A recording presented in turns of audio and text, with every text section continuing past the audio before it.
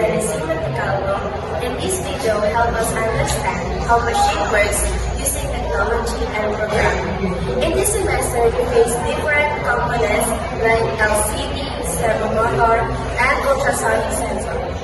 In this video, we'd like to explain how each component works, how we face challenges like wiring errors and coding errors, and what to learn with this activity.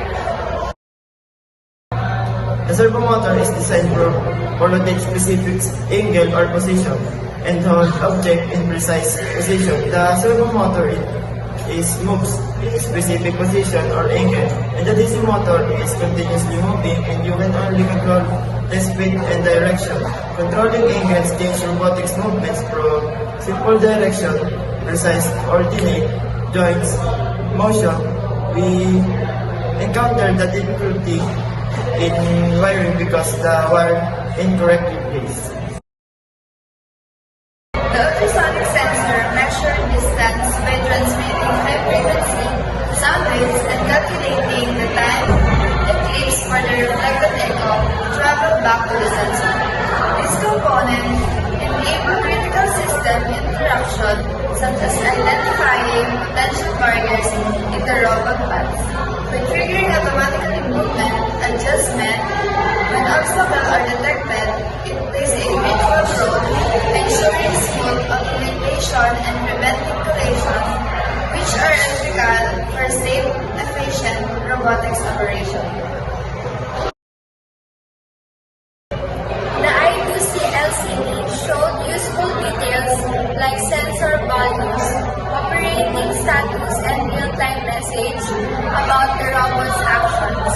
Feedback is essential in robotics because it allows developers and users to monitor performance and quickly identify problems. Using I2C made the wireless part simpler compared to regular LCD connections.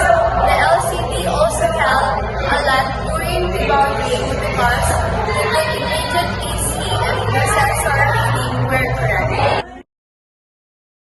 In Activity 2, the potentiometer, servomotor, and Arduino worked together as one system.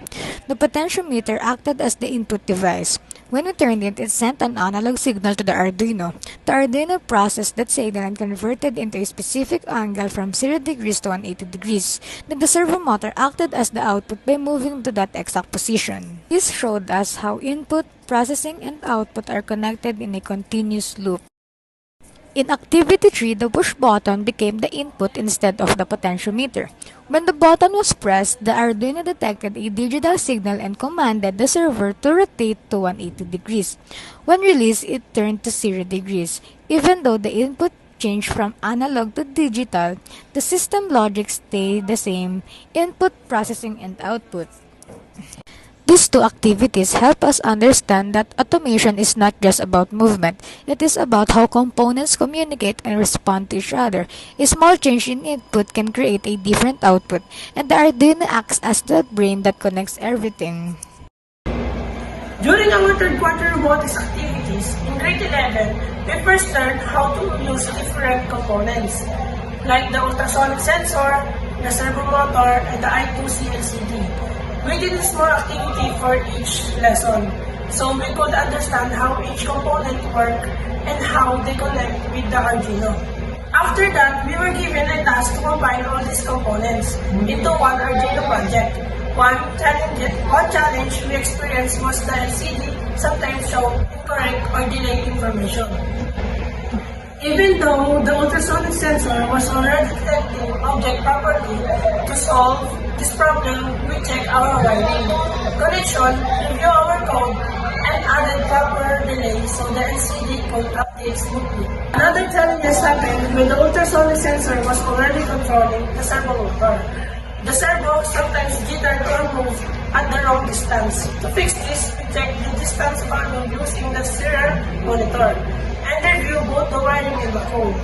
After correcting them, the servo movement becomes more stable. Through these challenges, we improve our problem-solving skills by fixing issues step by step. We also learn patience and teamwork. because we had to work together and learn from our mistakes. The most valuable in this class is learning how to break down complexity like solving a puzzle.